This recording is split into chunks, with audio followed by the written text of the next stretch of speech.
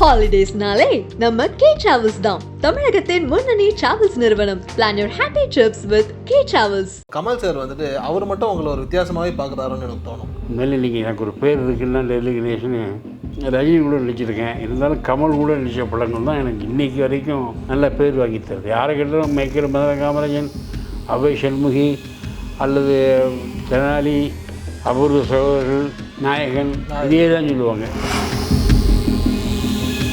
Sir ஆனால் இப்போ வரைக்கும் அப்டேட்டடாக எல்லா விதமான படங்கள்லையும் நீங்கள் வரீங்க. குறிப்பாக வந்துட்டு லவ் டுடேனுடைய ஷார்ட் ஃபிலிம் வெர்ஷன் அதில் நீங்கள் தான் அந்த அப்பாவை பண்ணியிருந்தீங்க. பட் அது வந்துட்டு படமாக மாறும்போது லைக் உங்களை பயன்படுத்தாமல் வேறு லைக் சத்யராஜ் சார் அஃப்கோர்ஸ் நல்லா பண்ணியிருந்தாங்க. பட் அதுக்கான காரணங்கள்லாம் என்ன சார்? அதுக்கான காரணம் வேறு ஒன்றும் இல்லை, கமர்ஷியல். இப்போ சத்யராஜ் அளவு கமர்ஷியல் மார்க்கெட் எனக்கு கிடையாது. ஜாதி இல்லைன்னு பிள்ளை இருக்கிறாங்க, ஜாதி இல்லாமல் பிடித்தா. ஆனால் இப்போ ரஞ்சித் லைக் மாரி செல்வராஜ் மாதிரி ஆட்கள்லாம் வந்துட்டு ரொம்ப ஆக்ரோஷமாக என்ன சொல்கிறாங்க, ஜாதியை ஒழிக்கணும்னு சொல்லி பேசுகிறாங்களே. பிடிச்சிட்டாங்களா? முயற்சி பண்ணிட்டு இருக்காங்க. பண்ணிட்டோம் சார். 100 வருஷம் முயற்சி பண்ணலக்கல. இன்றைக்கி நீங்கள் போகிறீங்க சில இடங்களில் வீரசாமி முதலியார் கலைன்னு போகிறது தமிழ் வந்து கிளிக் ஆகும்னு தெரியும் எனக்கு. அது யாரோ ஒரு நடிகரை போட்டு ஒரு சரியாக பண்ணாமல் விஜய் வந்து எனக்கு டெல்லி கணேஷன் தான் பரவாயில்லன்னு சொல்லி கூப்பிட்டாங்க. ஒரு நாள் ஷூட்டிங்கில் வேணாம். ஏன் இல்லை சார், விஜய் சார் தான் அவங்க கேட்டார். யோசித்தேன். அப்போ பக்கத்தில் ஒரு சொன்னது, என் பாருங்கள், ஹீரோ, எழுத்தாளர், டைரக்டர் இவங்களெல்லாம் முறைச்சிக்காதீங்க. ஏன்னா அவங்க தான் நீங்கள் தான் வேணும்னு கூப்பிட்றாங்க. அப்போ உங்கள் வேணும் மரியாதை வச்சுருக்காங்க, அதை நம்ம கெடுத்துக்கூடாது. கூப்பிட்டு என்ன போய் பண்ணிட்டு வாங்க. யார் காம்பினேஷன் சார்னு? விஜயுடைய அப்போ ஓகே அப்படின்ட்டேன். பாலச்சந்திரன் ரொம்ப கஷ்டம், இம்ப்ரவைஸ் எல்லாம் பண்ண முடியாது. அவர் எழுதுகிற டைலாக் அப்படியே சொல்லணும். புன்னை மண்ணில் நானும் கமலும் பண்ணுவோம். அவர் சொன்ன டைலாக்கு மேலே காமெடி அடிச்சுட்டே போவோம். கட் என்னடா என்ன பேசிட்டு வரீங்க? நான் சொன்ன டைலாக் தானே பேசுகிறீங்க. இல்லை காமெடி இருக்கு, என்ன காமெடி? இந்த மாதிரி நான் ஒன்றும் வேண்டாம், எனக்கு காமெடி இல்லை, நான் சொன்னது செய் போகிறோம்.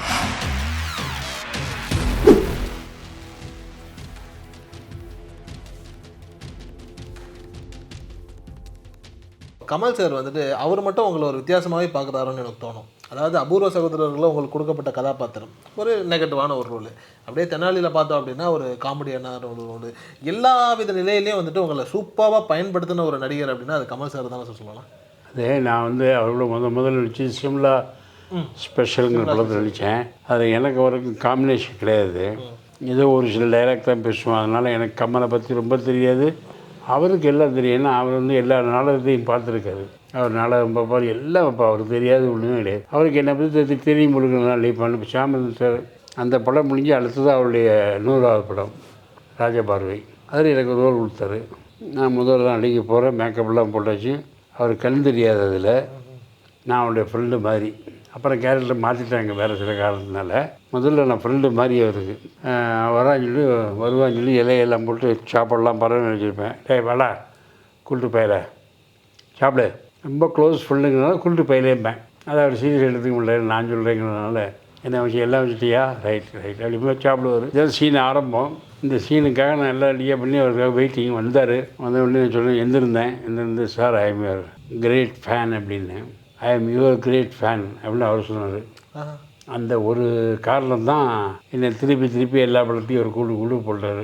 உண்மையிலே நீங்கள் எனக்கு ஒரு பேர் இருக்குன்னா டெல்லி கணேஷனு நிறைய கொடுத்துருக்காரு. எனக்கு மணிவண்ணன் நிறைய படம் கொடுத்துருக்காரு, நிறைய பேர் கொடுத்துருக்காங்க, பாலச்சந்திரன் கொடுத்துருக்காரு.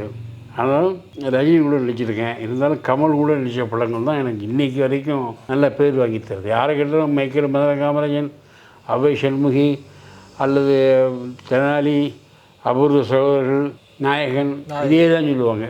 சார் இந்த காம்பினேஷனாக நம்ம ஒரு 5-6 படம் ஒன்றா நடிச்சிடறோம் அப்படின்னும் போது நிறைய நாட்கள் பயணிக்கக்கூடிய ஒரு நிலைன்னு வரும்ல சார். ஒரு மனிதராக வந்து நீங்கள் கமல் சாரோட பழகும்போது அவர் இவ்வளோ அபரிவிதமான திறமையோடு இருக்கிறதுக்கான காரணம் என்னன்னு நீங்கள் ஏதாவது கண்டுபிடிச்சிருக்கோம்ல? காரணம் இல்லை, அது அவர் கடவுள் அவருக்கு கொடுத்த கிஃப்ட்டு. அவர் கடவுள் இருக்குங்கிறதோ இல்லைங்கிறதோ எனக்கு அதை பற்றி கவலை இல்லை. நாங்கள் இன்னும் சண்டை போட்டுக்க மாட்டோம். இல்லை, அவர் கொள்கை வேறு மாதிரி இருக்கும், என் கொள்கை வேறு மாதிரி இருக்கும்.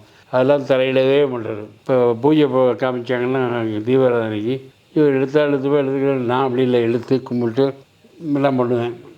அதெல்லாம் ஒன்றும் சொல்லவே மாட்டேன். அவருடைய விருப்பம் என்னுடைய விருப்பம். அன்றைக்கி நியூஸ் ஆன்மீகம் பக்கா.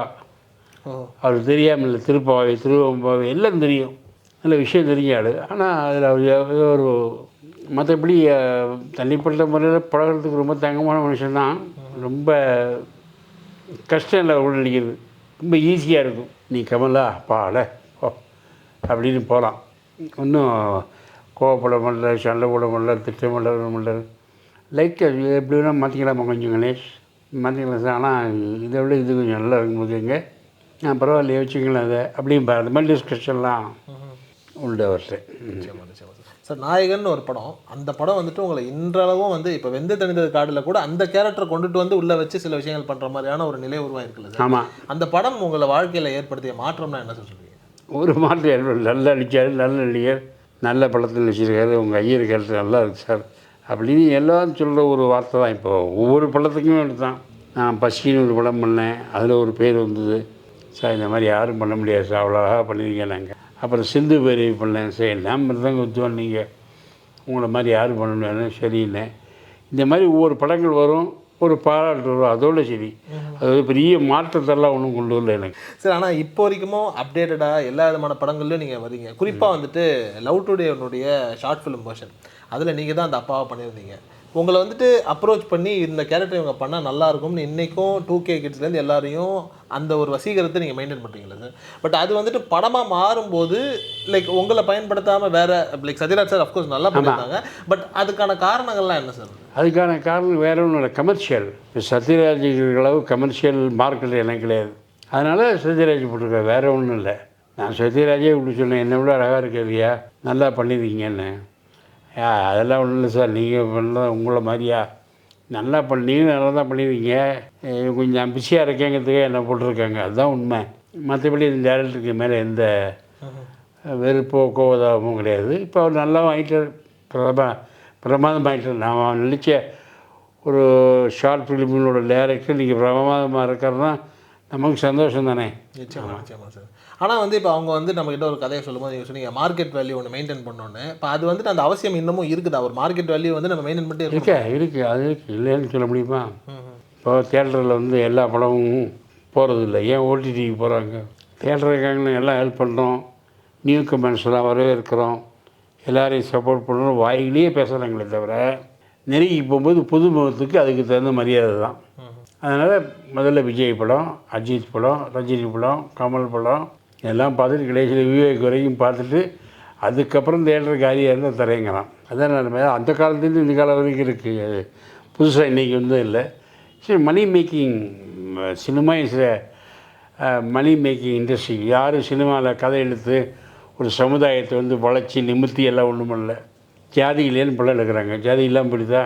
ஆனால் இப்போ ரஞ்சித் லைக் மாரி செல்வராஜ் மாதிரி ஆட்கள்லாம் வந்துட்டு ரொம்ப ஆக்ரோஷமாக என்ன சொல்கிறாங்க, ஜாதியை ஒழிக்கணும்னு சொல்லி பேசுகிறாங்களே. ஒழிச்சிட்டாங்களா? முயற்சி பண்ணிகிட்டு இருக்காங்க. பண்ணிட்டோம் சார், 100 வருஷம் முயற்சி பண்ணல. இன்றைக்கி நீங்கள் போகிறீங்க சில இடங்களில் வீரசாமி முதலியார் கலைன்னு போடுறது, அந்த நாளார் கலைன்னு போட்டிருக்கு, இங்கே தேவர ஹோட்டல்னு போட்டிருக்கு. இது எல்லாமே நீங்கள் எடுக்க சொல்ல முடியுமா? வேணால் ஐயர் ஹோட்டலில் வேணால் அழிக்கலாம், அவன் பாவப்பட்ட ஒரு திறக்கான், அவனை போய் ஆகுன்னா ஐயர் ஹோட்டல் அழி, ஐயர் ஹோட்டத்தில் இதை வேணால் சொல்ல, மற்றவங்கள வாழாட முடியாது, பெரிய புரட்சி ஆயிடும். ஆனால் அவங்க ஏன் இந்த படத்தை எடுக்கிறாங்கன்னு தப்பு சொல்ல முடியாது. ஏன்னா அவங்கெல்லாம் அவங்க ஜாதியில் இந்த மாதிரி சில சம்பவங்கள் நடந்திருக்கு. தாழ்த்தப்பட்ட ஒடுக்கப்பட்ட மக்களை ரொம்ப அராஜகம் பண்ணியிருக்காங்க மற்றவங்க, அது உண்மை. என் தாழ்த்தப்பட்டவனையும் தோல்மையில் கை போட்டுன்னு போகலாமே, அந்த மனப்பான்மை வரமாட்டேங்குது நமக்கு. அது வந்துருச்சுன்னா இந்த பிரச்சனை இவங்க படமே எடுக்க மாட்டாங்க. இந்த மாதிரி அதெல்லாம் வரலையேங்கிற ஏக்கத்தை எடுக்கிற படங்கள் தான் அதெல்லாம். ஆனால் இந்த படம் எடுக்கிறதுனால அது ஒழிஞ்சிருங்கிறது எனக்கு நம்பிக்கை இல்லை. ஆனால் எடுக்கிறது தப்பு கிடையாது, தப்பு இல்லை. ஆனால் இப்போ நான் சும்மா உங்களோட அனுபவத்துக்காக கேட்குறது, இப்போ இது மாறவே மாறாதா? இந்த மாற்றமே வராதா அப்போது? சார், இந்த மாற்றங்கள் உலகத்தில் ஆரம்பத்தில் இருந்துருக்கு சார். எல்லா ஜாதியிலும் இருக்குது, எல்லா மதத்துலேயும் இருக்குது. கிறிஸ்டியானில் இருக்குது, முஸ்லீம்ஸ் இன்றைக்கி சின்னி ஷியா 2 பேர் சண்டை போட்டுக்கிறாங்க. ஒரு குரூப் வந்து ஒரு குரூப்பில் போய் தியேட்டரில் போய் குழந்தை கூட்டி எல்லாரையும் துப்பாக்கியால் ஷூட் பண்ணி கொள்கிறான், அநியாயத்தை கொள்கிறான். முஸ்லீம்ஸை கொண்டுக்கிறாங்க. இதை தடுக்க முடிஞ்ச யாராவது முடியல. புராட்டஸ்டங்களும் கத்தோலிக்கங்களும் ஹிந்தி கிறிஸ்டியானிட்டியில் அதை அவங்களால மாற்றிக்க முடியல.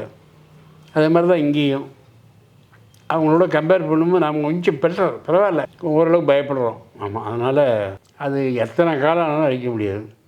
எப்போ அடிக்கலாங்கிட்டா இந்த எஜுகேஷன் வந்துருதுன்னா, ஒரு நாட்டில் எஜுகேஷன்லாம் வந்துட்டு வச்சுங்களேன், படித்து நல்லா வேலை பார்த்துட்டு அவன் ஜாதி எல்லாம் போயிடும். நீங்கள் சரளமாக பேசுவேன், நான் சரளமாக பேசுவேன், 2 பேரும் ஹோட்டலுக்கு போவோம், சாப்பிடுவோம், வீட்டுக்கு விடுவோம், நான் போவேன், அவன் வருவான். இந்த எஜுகேஷன் வில் சேஞ்ச். எஜுகேஷன் வரும்போது அவனோட ஸ்டேட்டஸ் மாறும், சம்பளம் வரும்.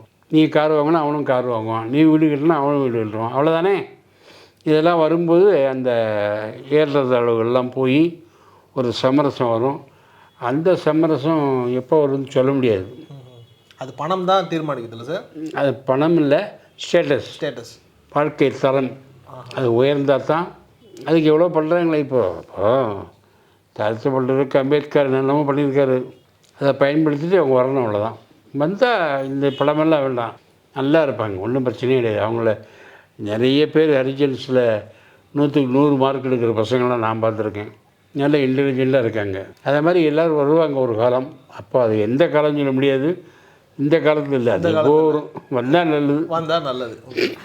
இப்போ ஏன் நான் கேட்குறேன்னா சார், இப்போ கமல் சாரும் மணி சாரும் வந்துட்டு ஒரு படம் நடிக்கிறாங்க. அந்த படத்துக்கு தக் லைஃப்னு பேர் வச்சுருக்காங்க. அந்த படத்தினுடைய அந்த ஒரு டைட்டில் ரிவீல் பண்ணும்போது கூட வந்துட்டு கமல் சார் வந்து ரங்கராய சக்திவேல் வந்து மாதிரி நாயக்கருங்கிற மாதிரி ஒரு ஜாதியை பயன்படுத்திட்டாருன்ற மாதிரி சில சர்ச்சைகள் வந்தது. இப்போ இன்ன வரைக்கும் ஜாதி ரீதியாகவே நாம் பேசிகிட்டு இருக்கோமே. இருக்கே சார், ஜாதியே ஒருத்தரை அட்டாக் பண்ணக்கூடாது. எப்போ தேவர் வந்தார் இன்றைக்கி காலையில் கூப்பிடியா அவரை, என்ன சார் கார்பெண்டர் வரவே இல்லை, சரி ரைட்டு, அவருக்கு செட்டியாருங்க, செட்டியாரும் இல்லையா, தேவருங்க செட்டியாருங்க, இப்படியே பழகிட்டோம்.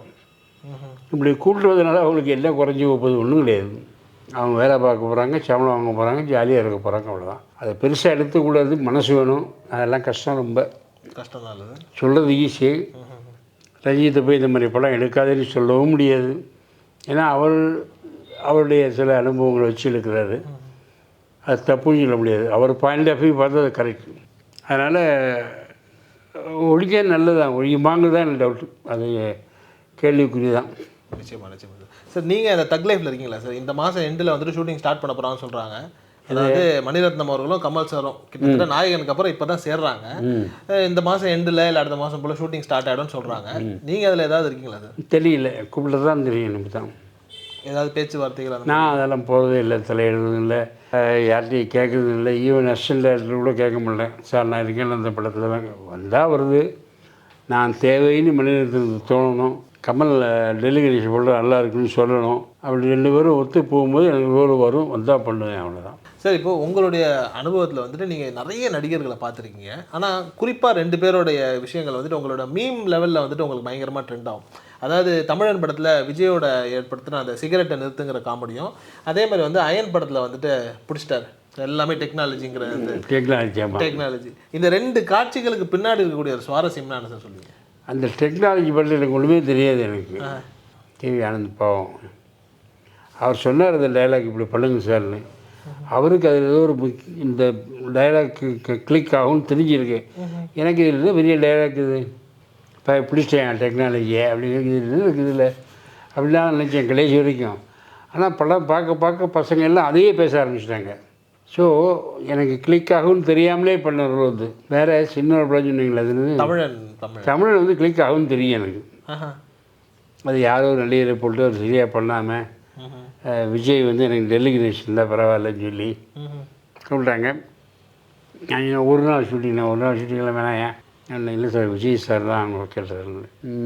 யோசித்தேன். அப்போ பக்கத்தில் ஒரு சொன்னது, என் பாருங்கள், ஹீரோ, எழுத்தாளர், டைரக்டர் இவங்களெலாம் முறைச்சிக்காதீங்க. ஏன்னா அவங்க தான் நீங்கள் தான் வேணும்னு கூப்பிட்றாங்க. அப்போ உங்கள் வேணும் மரியாதை வச்சுருக்காங்க, அதை நம்ம கெடுத்துக்கூடாது. கூப்பிட்டு என்ன போய் பெல்ட்டு வாங்க, யார் காம்பினேஷன் சார்னு, விஜயுடையா, அப்போ ஓகே அப்படின்ட்டேன். வேறு யாரோட இல்லையா, அவரோட தான் நீங்கள் 2 பேரும் தான் சார். ஓகே, அது என்ன காமெடினே தெரியாது. அப்புறம் அங்கே போய் தான் தெரியும் வச்சுங்களேன். பண்ண ரொம்ப நல்லா பண்ணு. டேரக்டர் வந்து ஏதோ அமலும் பண்ண வந்தார். அப்போ கூட விஜய் வந்து நல்லா போது விட்டுருங்கன்றார். Very nice. அவரும் நல்லா காமெடி பண்ணுவார் சார். நல்ல ஹியூமன் சென்ஸ் ஆஃப் ஹியூமன் அதிகம் உண்டு, காமெடிக்கிறது இல்லை. அதுக்கு அந்த காமெடி நின்றதுக்கு காரணம் அவருடைய நடிப்பு தான். அவர் கூட மேலே பண்ணுறதுனால தான் காமெடி நின்றுது. அது எனக்கு நல்ல பேர் வாங்கி கொடுத்தது உண்மையிலே. சார் அந்த நகைச்சுவைக்கு அப்புறம் வந்துட்டு நிறைய விஷயங்கள் நீங்கள் பண்ணுறீங்க. ஒரு நடிகராக நான் விஜயை வச்சு நான் பார்க்கும்போது கிட்டத்தட்ட நீங்கள் 200 கோடி சம்பளன்ற ஒரு ரேஞ்சுக்கு வந்திருக்காருல்ல சார். நீங்கள் எம்ஜிஆர் அவர் காலத்துலேருந்தே பார்த்துருப்பீங்க. ஒரு டைமில் ஒருத்தர் உச்சமாக இருப்பாங்க, அவங்களுடைய சம்பளம்ன்றது வந்து இவ்வளோன்னு சொல்லி பேசுறது ஒரு விவாத பொருளாக இருக்கும். எம்ஜிஆர் அவர்கள் வந்துட்டு 5 லட்ச ரூபா வாங்கினது ஒரு பெரிய விஷயங்கிற மாதிரியான ஒரு காலங்களில் பேசிகிட்டு இருக்கும்போது இன்றைக்கி அதுதான் 200 கோடியாக மாறி இருக்குன்னு நினைக்கிறேன். இந்த நடிகர்கள் சம்பளம், ஒரு உச்ச நடிகர்னுடைய சம்பளத்தை வச்சு நம்ம பேசுகிறோம் இல்லையா, இது எப்படி சார் உங்களோட அனுபவத்தை நீங்கள் பார்க்குறீங்க? சம்பளம் ஏன் கொடுக்குறாங்க? மார்க்கெட் இருக்குன்றது. அப்போ கொடுக்கலாம். விஜய் கேட்டால் மால்ட்டையும் சொல்ல வேண்டியானே, என்னால் கொடுக்க முடியாதுயா, நான் வேறு யாரையும் வச்சு பண்ணிக்க சொல்ல வேண்டியானே. இல்லை நீங்கள் எவ்வளோ கேட்டாலும் தரேன், நீங்கள் பண்ணுங்கன்னு ஏன் சொல்கிறேன்னா அவருக்கு மார்க்கெட் இருக்குது. ஓடுற குதிரை மேலே பணம் கட்டுவாங்க, அவ்வளோதான். அதனால் இவர் இவ்வளோ கேட்குறாரு, அவர் அவ்வளோ கேட்குறாரு சொல்லக்கூடாது. அண்ட் மோரோவர் அந்த காலத்து 10 ரூபா வந்து இந்த காலத்து 1000 ரூபா. அன்றைக்கி எம்ஜிஆர் 15 லட்சம் வாங்கினார், அது வேறு. இன்றைக்கி அது 15 கோடி. அதனால் அதெல்லாம் சொல்லக்கூடாது. நம்ம வந்து ப்ரொடியூசர் இருந்த கையில் இருந்த பணம் போனாலும் பரவாயில்ல, விஜய் பணக்காரனாகணுங்கிறதுக்காக ஒன்றும் கொடுக்கலாம் இல்லை. அவருக்கு மார்க்கெட் இருக்குது. விஜய், அஜித், கமல், ரஜினி எல்லாருக்கும் ஒரு மார்க்கெட் இருக்குது. அந்த மார்க்கெட்டுக்கு தகுந்த மாதிரி அவங்க படம் எடுப்பாங்க, அவ்வளோதான். அதில் படமெல்லாம் பார்க்குறது இல்லை. அவருக்கு தெரியுமே. சில ப்ரொடியூசர் சொல்லுவோம், 15 லட்சம் நஷ்டம் சார், நான் 60 லட்சம் ப்ராஃபிட் எதிர்பார்த்தேன், 45 வந்து ஒரு ப்ராஃபிட் வந்துடுது 45, ஆனால் அவர் எதிர்பார்த்தது 60 தான், அந்த 15 நஷ்டமா. சில இடங்களில் படங்கள் ஓடுறது இல்லை. அப்போ என்ன டீல் பண்ணிக்கிறாங்களோ ப்ரொடியூசர்ஸும் ஆக்டர்ஸும், அந்த மாதிரி நேரங்களில் படம் ஓடனா இவ்வளோ தரேன், இல்லைன்னா இவ்வளோ பண்ணிக்கலாம் ஐயா அப்படின்னு பேசுகிற மாதிரி ஒரு கான்ட்ராக்ட் போட்டால் 2 இருந்து வச்சுக்கலாம். நிச்சயமாக. சரி, இப்போது நாடகங்கள்லேருந்து நடிகர்கள் வராங்க இல்லையா, அது வந்துட்டு மிகப்பெரிய ஒரு ப்ளஸ்ஸு தான். அப்படி இருக்கும்போது இப்போ அந்த காலங்களில் வந்துட்டு விசு சார் எழுதிய நாடகங்கள்லாம் வந்துட்டு படமாக மாறுது. நீங்கள்லாம் வந்துட்டு ஒரு ஒர்க் பண்ணுறீங்க, சம்சாரம் அது மின்சாரம் படங்கள்லாம் உங்களுடைய கதாபாத்திரங்கள் வருதுன்னும் போது உங்ககிட்ட ஒரு காட்சியை சொல்லி வேலை வாங்குறதுன்னு ஒன்று இருக்கும் இல்லையா, அது எப்படி ஜஸ்ட் இப்படி ஒரு காட்சி இருக்குது, இப்படி வசனங்கள் இருக்குதுன்னு சொல்லி முடிச்சிட்டா போதுமா, இல்லை நீங்கள் அதை வந்துட்டு பயங்கரமாக இம்ப்ரூவைஸ் பண்ணி ஒரு விஷயத்த மேஜிக்கை பண்ணுவீங்களா? இம்ப்ரூவைஸ் பண்ணுவோம். எல்லா காமெடி ஆர்டிஸ்ட்டுமே இம்ப்ரூவைஸ் பண்ணி ஆகணும். விவேக் வந்து அவர் காமெடி கொடுத்தாச்சுன்னா அப்படியே வாமிட் பண்ண மாட்டார்.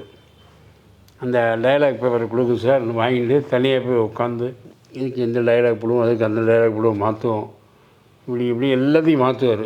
காமெடிக்கு தகுந்த மாதிரி மாற்றிட்டு கூட டெல்லியில் கொஞ்சம் கூப்பிடுங்களேன், ஏன்னா நான் இப்படி வச்சுருக்கேன் பாருங்கள், நல்லா இருக்குண்ணே, இப்படியே பண்ணிடணுமா, ரைட் ஓகே. இந்த மாதிரி இம்ப்ரவைஸ் வடிவேலும் பண்ணுவார், விவேக்கும் பண்ணுவார். இம்ப்ரவைசேஷனுங்கிறது ஒரு நடிப்போட ஒரு அங்கம். அது இல்லைன்னா நோ யூஸ், பண்ணணும். அதாவது டேரக்டர் சொன்னது மட்டும் பண்ணுற ஒரு நடிகர், டேரக்டர் சொல்லாதெல்லாம் தேவையில்லாமல் அதிகப்படியாக பண்ணுறவோ அதிக பிரச்சனை நடிகர்கள் உண்டு. மற்றபடி டேரக்டர் சொல்கிறத விட கொஞ்சம் அழகாக அப்படி மோல்டு பண்ணி சொல்லலாம் இல்லையா, இம்ப்ரவைஸ் பண்ணி, அது ஒன்று. இப்போ எதிரியில் வந்து என்ன போடுறாரு ரவிக்குமார், ஏன் போடுறாரு, டெல்லி வந்து அங்கே சேப்பரியா சில விஷயங்கள்லாம், அங்கே அசைவுகளில் ஒரு மாதிரி பண்ணுவார், அது காமெடியாக இருக்கேன்னு சேர்த்தாரு, அதான் நான் பண்ணேன், படம் கிளிக் ஆச்சு. அந்த மாதிரி தான் இம்ப்ரவைசேஷன் வேணும் உண்டு. உண்மைதான் சார். ஆனால் இப்போ விசு சார் மாதிரியான ஆட்கள் வந்துட்டு இம்ப்ரவைசேஷன் பண்ணுறதுக்கு அனுமதி கொடுப்பாங்களா, நீங்கள் பண்ணுங்க அப்படின்னு சொல்லி? ஆமாம், அவர் டைலாக் எழுதுப்பார், டைலாக் சொல்லிவிடியாப்பார். அப்போவே நீ கேட்கணும், இந்த டைலாக் இப்படி இருந்தால் நல்லா இருக்குமே, நீ விஷயத்தை போய் சொல்லுங்க அப்படிவாங்க. நான் விஷயம் க்ளோஸ் ஃப்ரெண்டுங்கெல்லாம் போய் சொல்லுவேன், என்ன விஷயம் கச்சா மச்சான் இப்படி பண்ணால் எப்படி இருக்கும், எப்படி அப்படி வச்சுக்காங்க இல்லையா, சரி வச்சுக்கோ, ரைட் ஓகே அப்படி அப்ரூவ் பண்ணுவார் நிறைய. ஆனால் வசனங்கள் அதிகமாக எழுதக்கூடிய விசு அவர்களுக்கும் வசனங்களில் பெரிய ஈடுபாடு இல்லாத பாலச்சந்தர் அவர்களும் இந்த காம்பினேஷன் எப்படி சார்? நீங்கள் கூட வந்துட்டு புதிய இந்த படத்தில் கூட இருப்பீங்க, அதாவது வந்துட்டு லைக் ரஜினி சாரும் அந்த காதல் தோல்வி வந்துட்டு ஒரு படம், அந்த வெள்ளை புறான ஒரு பாடல் ஒன்று வரும் இல்லையா, அதில் வந்துட்டு நீங்கள் தான் இதுக்கு சரிதாவோட ஹஸ்பண்ட். ஆமாம், அதில் வருவீங்களா சார்? அதில் கூட வந்துட்டு விசு சார் ரஜினி சார் ஒரு டைலாக் சொல்லுவார், நான் போட்டுமா அப்படின்னு சொல்லி அந்த காதலி கேட்கும்போது அதான் போயிட்டே அப்படிங்கிறது. இந்த ஒரு வார்த்தையை வைக்கிறதுக்கே பெரிய ஒரு பஞ்சாயத்து நடந்ததாக வந்துட்டு ஒரு சம்பவம் சொல்லி காட்டுவாங்க. அது லைக் வந்துட்டு விசு சார் வந்துட்டு ரஜினி சார் சொல்கிறாரு, இந்த வசனம் வந்துட்டு நீ தான் போயிட்டேங்கிற வசனத்தை நான் சொல்கிறேன், அது நல்லா இருக்குன்னு ரஜினி சாரும் விசு சாரும். பாலச்சந்தர் சார் வந்துட்டு ஏன் வசனம்னு போட்டு இது பண்ணுறீங்க, வசனம் இல்லாமல் எக்ஸ்பிரஷன்லேயே அதை கன்வே பண்ணுங்களேன் அப்படிங்கிற மாதிரியான ஒரு அது எப்போவுமே உண்டு. பாலச்சந்தர் ரொம்ப கஷ்டம், இம்ப்ரவைஸ்லாம் பண்ண முடியாது. அவர் எழுதுகிற டைலாக் அப்படியே சொல்கிறோம். புன்னை மல்ல நானும் கம்மலும் பண்ணுவோம், அவர் சொன்ன டைலாக்கு மேலே காமெடி அடிச்சுட்டே போவோம். கட் என்னடா என்ன பேசிட்டு வரீங்க, நான் சொன்ன டைலாக் தானே பேசுகிறீங்க, இல்லை சார் காமெடி இருக்கு, என்ன காமெடி, இந்த மாதிரி நான் ஒன்றும் வேண்டாம் எனக்கு காமெடி இல்லை, நான் சொன்னது செய் போகிறோம். நல்ல காமெடி ஆச்சு. ஒரு இப்போ என்ன பண்ணு, என்ன கமல் பண்ணிக்காடு அப்புறம் மேற்கொண்டு போகிறோம், அதுக்கு மேலே வேண்டாம், அதோடு பண்ணிக்கோ. இப்படி இழுத்துட்டே இவ்வளோ ஃபுட்டேஜ் அதிகமாக இல்லையா? போகிறோம் இது வரைக்கும் போகிறோம், நல்லா இருக்கு, போகிறோம். நான் கூட சொல்ல இப்படி சொன்னால் நல்லா இருக்கு சார், வேண்டாம் நீங்கள் நான் என்னோடய சொல்லுங்க. புரிஞ்சா? கை தட்டுறதுல வேண்டாம், மக்களுக்கு பிடிக்கலன்னாலும் வேண்டாம், நான் சொன்னபடி பண்ணு அப்படின்னு சொல்லக்கூடியதான் பாலச்சந்தர். ரொம்ப ஸ்ட்ரிக்டாக வேறு இதில். சாரி சார், நீங்கள் 94 கலைமாமணி அவார்டு வாங்குறீங்க இல்லையா? ஜெயலலிதா அவர்கள் கையிலேருந்து வாங்குறீங்க. உங்களுக்கு ஜூனியராக வந்திருப்பாங்க, நீங்கள் பார்த்துருப்பீங்க. அதுக்கப்புறம் அவங்களுடைய வளர்ச்சின்னு ஒன்று இருந்திருக்கும், இது மாதிரி விஷயங்கள்லாம் இருந்திருக்கும் இல்லையா? அவங்கக்கிட்ட கையில் வாங்கும்போது எந்த மாதிரியான உரையாடல் இருக்கும் உங்கள் 2 பேருக்குள்ளே? ஒரே டைரக்ட் தான். நான் ஒரு டைரக்ட் பேசுகிறேன், அதே மாதிரி அவங்களும் பேசுனாங்க. ஏன்னா அதிகமாக பேசக்கூடாது, எங்களுக்கு இன்ஸ்ட்ரக்ஷன் ப்ரோட்டோக்காலில் அதெல்லாம் இருந்திருக்கும். அங்கே போய் நுழைவு எங்களுக்கு இது மட்டும் இல்லை, எம்ஜிஆர் அவார்டு வாங்கும்போது இப்படி தான். சார் வணக்கம் சொல்லுங்கள், அவர் எதாவது கேட்டால் பதில் சொல்லுங்கள், நீங்கள் எவ்வளோ உங்கள் கதையெல்லாம் ஆரம்பிச்சுருவாங்க. சார் எங்கள் ஊரில் அப்படின்னு ஆரம்பிச்சுருவாங்க. சரி சார், அதே மாதிரி தான் ஜெயலலிதாட்டையும் ஒன்றும் பேசக்கூடாது, போங்க அவார்டை வாங்க நன்றிம்மான்னு சொல்லிட்டு வந்துடுங்க. சரி சார். வந்தேன், அவார்டு கொடுத்தாங்க, வாங்கினேன். உங்கள் ஏழை வாங்கினதில் எனக்கு ரொம்ப சந்தோஷம் அப்படின்னு, உங்களுக்கு கொடுக்குறதுல எனக்கும் சந்தோஷம் அப்படின்னு நான் சொன்ன லெங்க்த்து அவங்களும் சொன்னாங்க. சரிம்மா வரேன் அப்படின்ட்டேன். அப்புறம் காவேரி நீருக்காக உண்ணாவிரதம் இருந்தாங்க, அதுக்கு நான் போயிருந்தேன். படுத்துருந்தாங்க, பக்கத்துலேயே உட்காந்தேன். உங்கள் உண்ணாவிரதம் சீக்கிரமே முடிக்கணுமா, ஏதாவது ரிசல்ட் வரும், வரலாற்றாலும் நீங்கள் ரொம்ப உடம்பு வருத்திக்காமல் இருக்கணும், வரேம்மா, அவ்வளோதான். அங்கே எல்லாம் இன்ஸ்ட்ரக்ஷன் பயங்கரம், ஒரு வார்த்தை பேசாதீங்க. அந்த 50 டயரை எடுத்து அங்கே போய் கதையெல்லாம் சொல்லுவாங்க, எனக்கு ஒரு வீடு கட்டணும், கிரவுண்டு வாங்கி கொடுங்க, அதெல்லாம் கேட்டுறாங்க அப்படின்னு. நான் போய் சொன்னேன், இந்த மாதிரி ஆறுதலாக சொல்லிட்டு வந்தேன். அதனால் சார், ஆனால் நீங்கள் வந்துட்டு எம்ஜிஆர் அவர்களை பற்றி பேசிட்டு இருந்தீங்க இல்லையா? இருவர் படத்தில் நீங்கள் மோகன்லால் அவர்களோட வரக்கூடிய ஒரு கதாபாத்திரம், அது நமக்கு நல்லாவே தெரியும். அது வந்துட்டு எம்ஜிஆர் அவர்களையும் கலைஞர் அவர்களையும் பேஸ் பண்ணி தான் அந்த கதையை எழுதப்பட்டிருக்கும் அப்படின்னு. நீங்கள் பண்ண கதாபாத்திரம் நிஜ வாழ்க்கையில் யாருனுடைய கதாபாத்திரம்? நிஜ வாழ்க்கையில் வீரப்பன், ஆரம் வீரப்பன் அந்த கதாபாத்திரம். அந்த கதாபாத்திரம் தான் அது.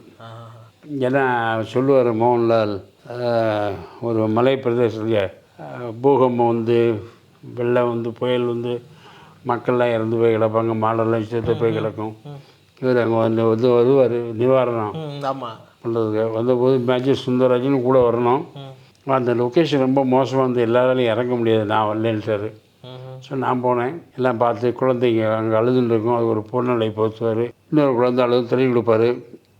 மகாராஜா காப்பாற்றுங்கய்யா, எல்லாம் செய்யறேம்மா, உங்களுக்கு வேணுங்கிறதெல்லாம் செய்கிறேன் இன்னொன்று அப்படின்னு சொல்லிட்டு திரும்புவார். பார்த்தா அங்கே அவங்க ஐஸ்வர்யா ராய் வந்து அவங்க ஏதோ பண்ணிகிட்டு இருப்பாங்க. ஆமாம், அதை பார்த்துட்டு அவளை கூப்பிட்டுவாங்க, நீங்கள் பஞ்சு ஏதோ பேர் எனக்கு அதில், அவளை கூப்பிட்டுருவாங்க. சரிங்க, போயிட்டு திரும்பி வந்து அவள் இல்லாமல் நீங்கள் வர வேண்டாம், தெரியாது. அப்புறம் தான் நம்ம அவளை பார்க்குறது, காரில் போகிறது, கார் ஆக்சிடெண்ட் அதெல்லாம் வரும். அதனால் அந்த கேரக்டர் தான் நான் பண்ணியிருந்தேன். அந்த கதாபாத்திரம் சொல்லும் போதே மனிதர் சொல்லி சொன்னாங்களா சார் உங்களுக்கு? ஆமாம், எனக்கு கதையில் கூட அந்த கதையெல்லாம் சொல்லும்போது மனிதர் அவங்களே சொல்லுவாங்க, வீரப்பன் கேரக்டர், ஆரம் வீரப்பன் கேரக்டர் அப்படின்ட்டு. எம்ஜிஆர் அவங்களுடைய ஆஸ்தான வலது கை மாதிரி இருந்தாங்க. ஆமாம், அவர் தான் எல்லாம் வலது கை மாதிரி அவர். சரி, இப்போ உங்களுடைய இவ்வளோ பெரிய ஒரு அனுபவத்தில் 70 வயசில் படம் தயாரிக்கணும், ஒரு படத்தை நம்ம ப்ரொடியூஸ் பண்ணுவோம் அப்படிங்கிற அந்த எண்ணம் வந்ததுக்கான காரணம் என்ன சார்? என் பையன் தான். என் பையன் வந்து இங்கே பிஇ கம்ப்யூட்டர் சயின்ஸ் முடித்தான், லண்டனில் போய் எம்எஸ் முடித்தான், நல்ல படிப்பு.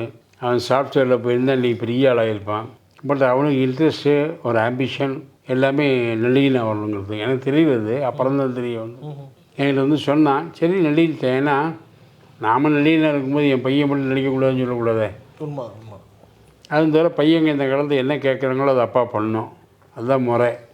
அந்த காலத்தில் எங்கள் அப்பாலாம் அதெல்லாம் ஒரு மணி சென்னை போகிறப்போ கிழிக்க போகிற அப்படி தான் என்கரேஜ் பண்ணவே இல்லை, டிஸ்கரேஜ் பண்ணி நான் வந்திருக்கேன். ஸோ அவன் சொன்னதுக்கு என்கரேஜ் பண்ணுங்கிறது தான் பல இடத்தையும். முதல்ல தயாரிப்பாளர் 2 பேர் வந்தாங்க, அவன் கொண்டு வந்து டேரக்டர் சரியில்லை, ஒன்றுமே தெரியல அவனுக்கு. சில டேரக்டர் வந்தாங்க, நல்ல கதையாக இருக்குது, ஆனால் ப்ரொடியூசர் இல்லை. அப்படி பார்த்தாங்க, நான் டைம் ஆகிட்டே போகுது, நம்மளே ஆரம்பிக்கக்கூடாதுன்னு சொல்லிட்டு எனக்கு லோன் கீன் வாங்காமல் நானே ஏற்பாடு பண்ணி, காற்று எப்படி யார்ட்டையும் லோன் கிடையாது, பயப்பட வேண்டாம், அழகாக படத்தை எடுத்து, படம் நல்ல படம், ஃபஸ்ட் கிளாஸ் படம். இந்த புதுமுகம்ங்கிற கேட்டகரியில் வந்ததுனால அப்போ விஜய் படம் வேறு ரிலீஸ் ஆகிடுச்சு. நான் நினச்சேன் விஜய் படம் ரிலீஸாக கூட நமக்கு ஒரு ஷோ கிடைக்குமே எங்கேயாவது அப்படின்னு நினச்சேன்.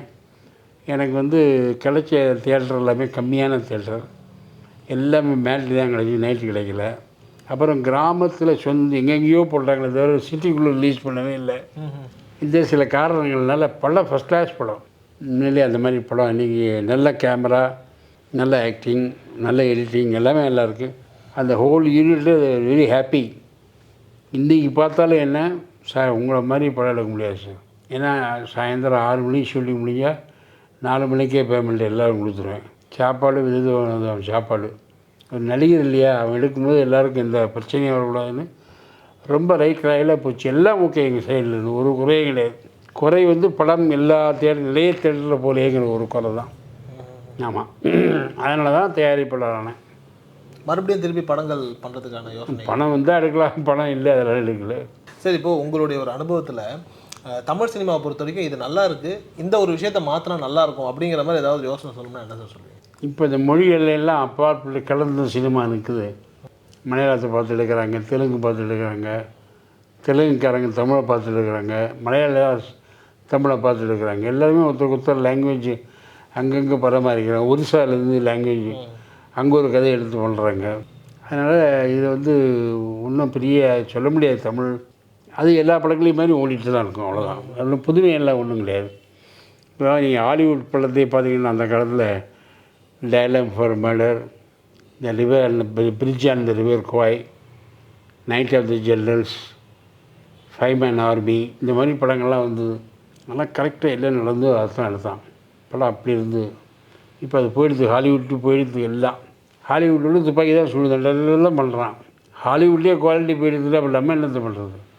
நம்ம அவங்கள்ட்ட கற்றுக்கிட்டு தானே, அவங்களோட நம்ம பெட்டராக எவ்வளோ அவ்வளோதான். இப்போது super sir, super sir. Sir ரொம்ப நன்றி சார், உங்கள் நேரத்துக்கும் உங்கள் தகவல்களுக்கும் உங்களுடைய அனுபவத்தை எங்களோட பகிர்ந்துக்கிட்டதுக்கு ரொம்ப நன்றி. ரொம்ப சந்தோஷம். ஹாலிடேஸ்னாலே நம்ம கே டிராவல்ஸ் தான் தமிழகத்தின் முன்னணி டிராவல்ஸ் நிறுவனம். Plan your happy drips with K travels.